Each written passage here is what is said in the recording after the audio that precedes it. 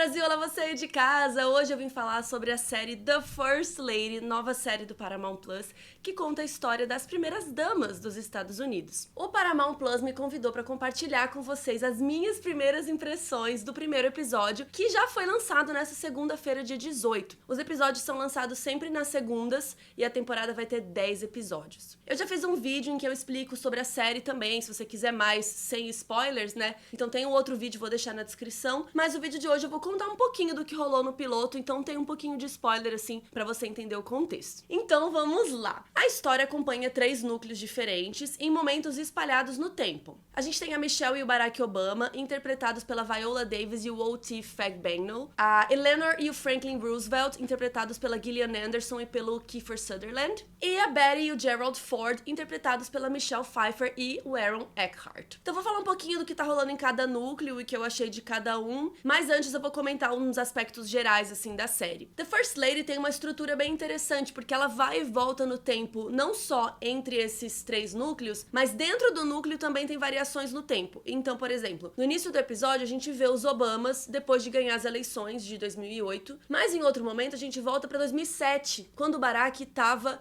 ainda decidindo, né, que ia concorrer, que ia rolar. Então a gente volta um pouquinho pra entender as situações, né? Mas o legal é que não fica confuso também, sempre tá escrito na tela onde que a gente tá, o tempo. E esse primeiro episódio foi bem fiel à ideia da série de mostrar as coisas do ponto de vista das primeiras damas e qual a importância histórica delas, né? Inclusive na primeira cena ali da série a gente já tem 3 discursos e frases assim sobre elas e delas que vão sendo intercaladas, assim. A Michelle falando sobre ver a pessoa verdadeira, quem é. A Betty falando sobre como é dar conta de ser primeira-dama. E a Eleanor falando sobre os direitos das mulheres, que você só conhece uma mulher de verdade quando você coloca ela em água quente, que nem um bom chá. Então, quando você coloca ela numa situação difícil, né? Que, ó, até arrepiei. Então, a gente já começa com um momento bem rápido, estabelecendo cada uma das personagens, mostrando as diferenças, mas já dando o tom da série, né? O que a gente vai falar nessa série. Daí a gente corta pra abertura, que também é muito legal. Ela mostra várias cenas de época,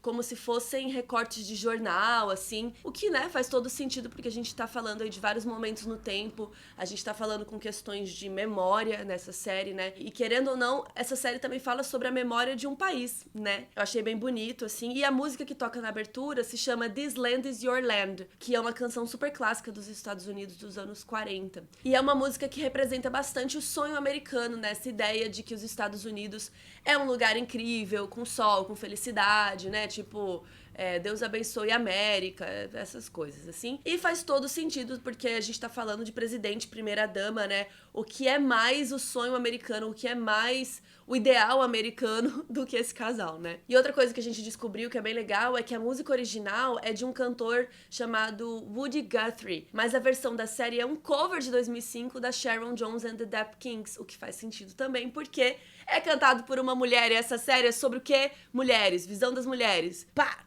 É isso. Então tá, vamos falar dos núcleos.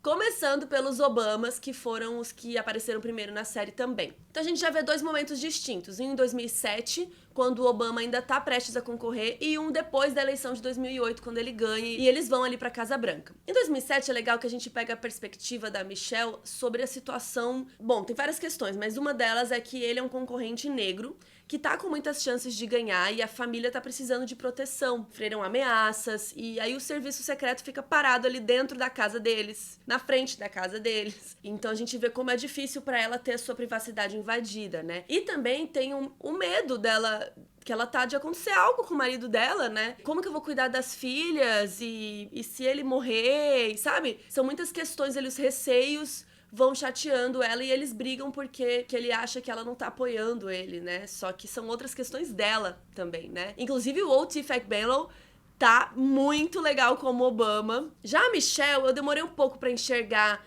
a Viola como a Michelle, assim, porque você fica muito a Viola Davis, sabe?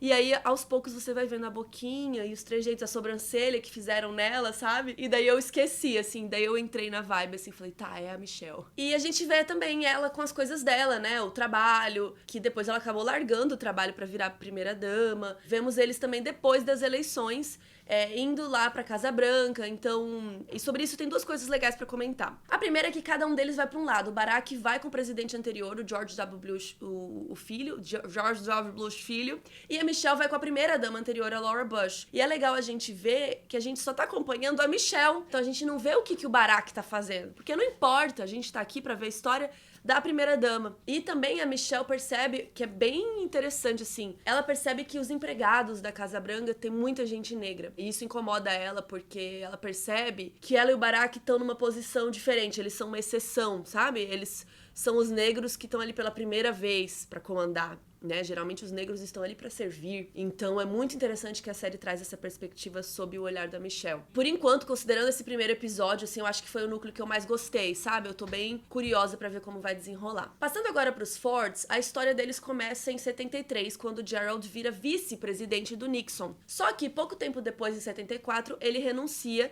e o Gerald acaba virando presidente. E a gente acompanha tudo isso do ponto de vista da Betty. Na vida real, era uma pessoa que tinha muitos problemas, né? Ela teve problema com álcool.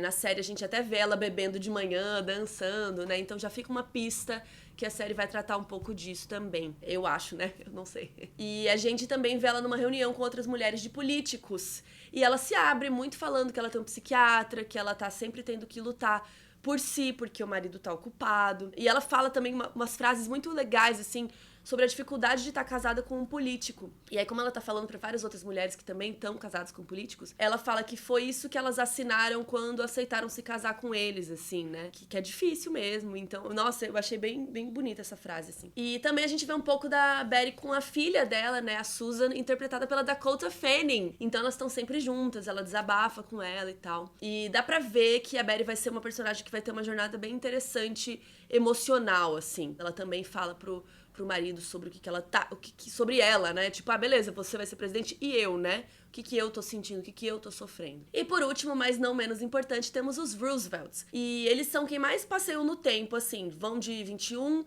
pra 28, vão até 33, tem um flashback da Eleanor criança em 1890. Primeiro que eu queria falar que a Gillian Anderson está, assim, eu achei chocante. Ela tem um controle corporal, a gente vê o jeito dela gesticular o queixo dela pra dentro, assim, a maquiagem, a boca mole que fica. Meu, a caracterização, óbvio, tá muito boa, mas ela tá, assim, sério. E a gente acompanha muito ela lidando com a poliomielite do Franklin, que é algo que foi diagnosticado nele muito jovem e que, querendo ou não, atrapalha um pouco ele. E é muito legal a gente ver o quanto a Eleanor acredita nele. Tem uma cena muito forte que ela discute com a mãe do Franklin. E a mãe diz que é pra ela parar de incentivar isso, que não sei o que ele tem que repousar. E a Eleanor diz que não, que ela acredita nele, que ele vai conseguir sim e que ela vai apoiar ele em tudo. Sério, eu até arrepio, assim, que ela, tipo...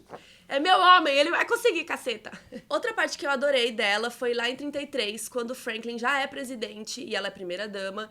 E ela questiona as tarefas que são passadas pra ela, principalmente, né, em 33, que tarefas que as primeiras-damas tinham naquela época, né? Então ela fala assim, que bacana, vou moldar a mente dos jovens com decoração, né? Não que decoração não molde as mentes dos jovens, tá? Ela que falou. Mas ela tá mostrando que ela quer fazer algo além, né, do que isso, assim. E realmente as funções, às vezes, da primeira-dama são meio nada a ver, principalmente nessa época, né? Era uma coisa meio aleatória, assim, e elas têm que fazer, não tem opção, né? Elas são as primeiras damas. A Eleanor até fala, que também é bem interessante essa frase, são as circunstâncias em que ela foi posta, que isso não é um emprego. Enfim, vendo essa série, eu refleti muito sobre várias coisas, assim. A primeira é sobre isso da profissão, sabe? Você ter que deixar a sua vida de lado pelo teu cônjuge. Pelo teu cônjuge. Você não consegue ter um emprego normal, uma vida normal. Você não consegue ser anônima, né? E continuar no seu trabalhinho lá, que você fazia antes. E todas elas têm isso. Em algum momento desse episódio, elas deixam isso muito claro. Como é pesado pra elas também, apesar de serem as circunstâncias, não serem as escolhas delas. E eu fiquei pensando, o que eu faria se o meu crush entrasse pra política? O que vocês fariam se o crush de vocês resolvesse ser presidente? Gente, sério. Eu fiquei pensando muito, assim, se eu iria topar, o que eu faria, se separa, se vai, bora, e aí você tem que largar toda a sua vida pra trás pra estar com a pessoa. É muito louco isso, assim. Eu quero saber de vocês o que vocês fariam. Coloquem aí nos comentários as primeiras impressões de vocês de The First Lady, que tá disponível no Paramount Plus, saindo toda segunda. E óbvio que eu vou continuar assistindo a série, e se vocês quiserem vídeo aí no final da temporada, me contem. Eu também sempre tô lá no Instagram comentando tudo. E é isso, um beijo, tchau!